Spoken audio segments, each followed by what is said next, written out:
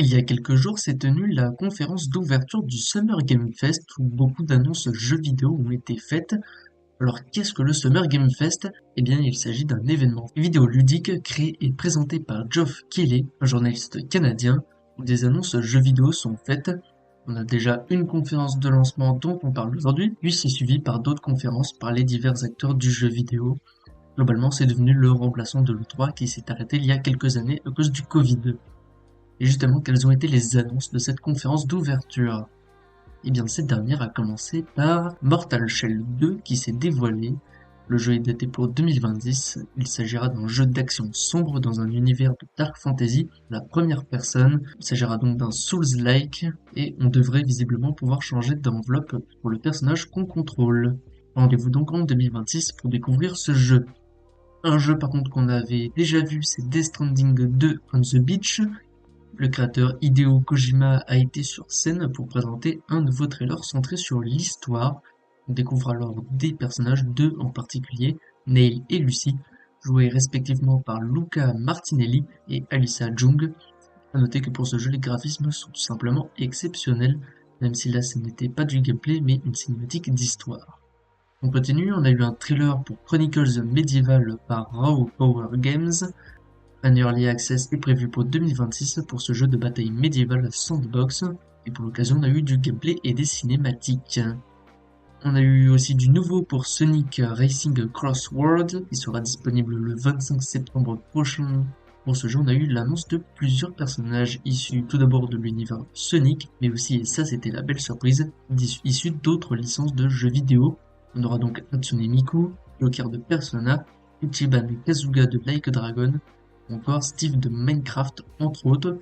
Il y aura probablement d'autres licences à venir plus tard pour ce jeu qui s'annonce comme le Smash Bros Ultimate des jeux de course, et cette fois-ci par Sega dans l'univers de Sonic. Rendez-vous donc déjà dès le 25 septembre pour découvrir ce jeu, et cet été probablement pour d'autres annonces. Justement, en ce qui concerne les annonces, on a eu celle de Code Vein 2. On a eu donc un trailer avec du gameplay pour ce jeu qui arrive en 2026. Il s'agira en l'occurrence d'un jeu d'action plutôt sombre. Également d'annoncer, c'est End of Abyss par Epic Games. Ça arrive en 2026 pour ce jeu d'horreur à la DA assez particulière. Côté nouveau trailer, on en a eu un pour le jeu Mouse PI for Hire, un Doom-like dans un style vieux cartoon.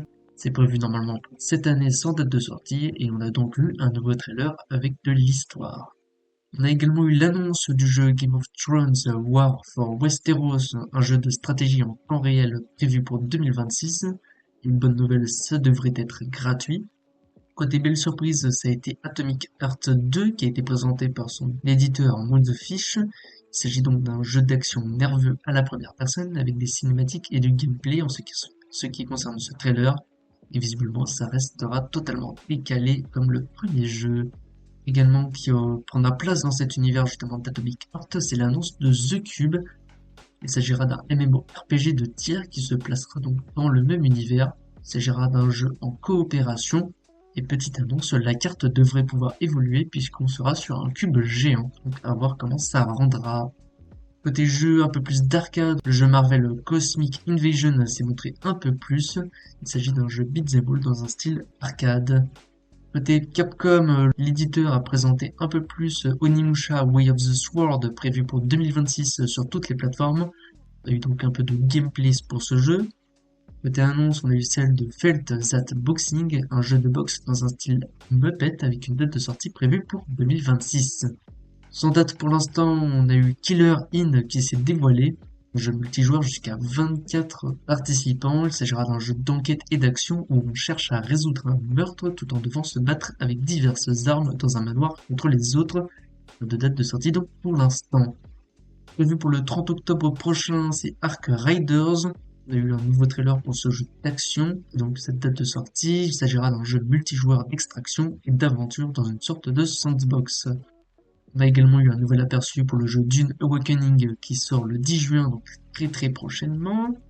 Côté jeu qui se dévoile un peu plus, on a eu Chrono Odyssey où on a eu du gameplay pour ce Souls-like multijoueur dans un univers de Dark Fantasy. De date cependant pour l'instant. Également sans date, on a eu un nouveau trailer pour Mio Memories in Orbit. Cette conférence a été aussi l'occasion d'avoir l'annonce de Out of Worlds, un jeu coop à deux avec la particularité qu'il y a des graphismes en stop motion. C'est prévu pour 2026 sur toutes les plateformes sauf Switch 2 pour l'instant.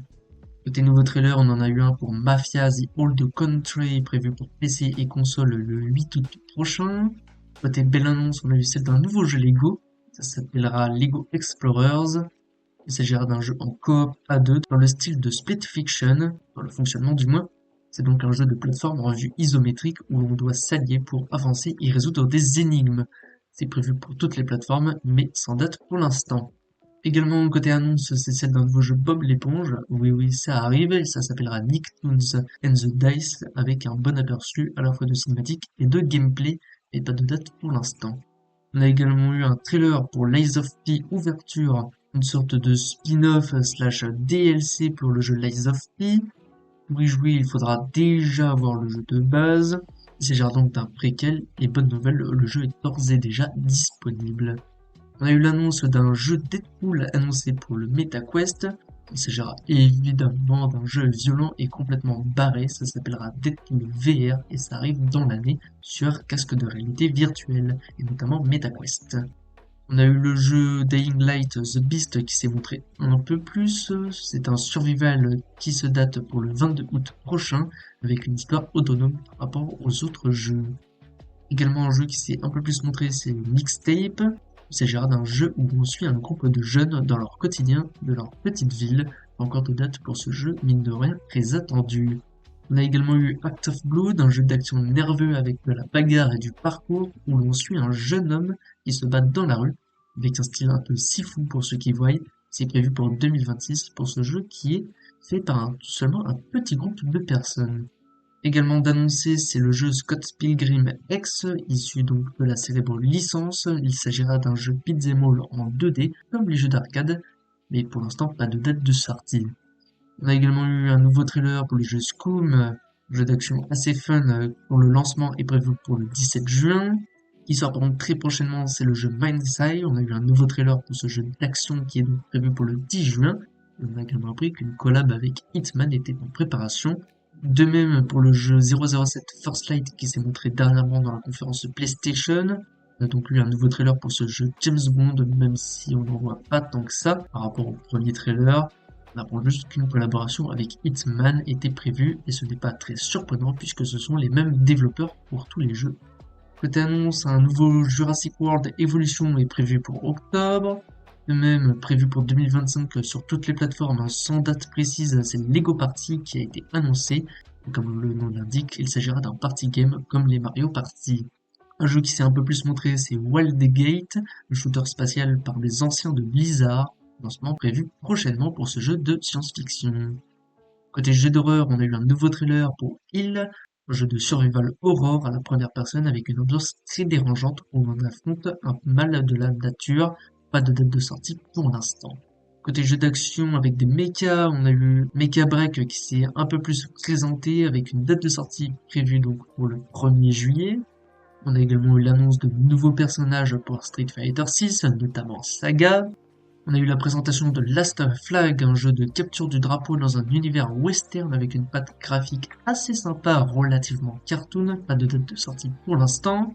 On a eu un nouveau trailer pour Wuchang Fallen Feather, un jeu chinois d'action-aventure prévu pour le 24 juillet prochain. Et l'avant-dernière annonce, c'est le Project Century qui trouve officiellement un nom. Ça s'appellera Stranger Than Heaven, un jeu d'enquête se déroulant dans le Japon de 1943, avec des phases de bagarre quand même, dans un jeu qui s'annonce très prometteur. Enfin, la très belle annonce de ce Summer Game Fest, et on ne l'attendait plus, c'est Resident Evil 9 à Requiem. Capcom a donc présenté ce jeu, prévu pour le 27 février 2026. Il s'agira donc du 9e épisode de la licence de jeu d'horreur. On a eu donc un trailer et on apprend qu'on incarnera Grace Ashford, une agent du FBI, mais surtout la fille de Anissa Ashford, déjà vue dans des jeux précédents. Et on le voit dans le trailer, on retournera à Raccoon City dans une ville post-apocalyptique. Et on a donc très hâte pour ce jeu qui est venu clore la conférence d'ouverture du Summer Game Fest, une conférence qui a duré 2 heures avec un rythme assez difficile à suivre. Heureusement que Capcom est venu relever le niveau avec l'annonce de ce Resident Evil qu'on n'attendait plus mine de rien, étant donné que Resident Evil Village, le 8e épisode, date maintenant de quelques années. Bref, c'était tout donc pour le récap de cette conférence d'ouverture. Je vous dis rendez-vous très prochainement pour d'autres récaps, notamment pour la conférence Xbox qui a lieu très prochainement, et évidemment pour d'autres actualités pop culture, notamment concernant le cinéma. Un récap arrive très prochainement, et pourquoi pas sur d'autres conférences JV si ça devient intéressant, peut-être à Nintendo dont la présence est normalement garantie pour ce Summer Game Fest. Bref, portez-vous bien et à bientôt.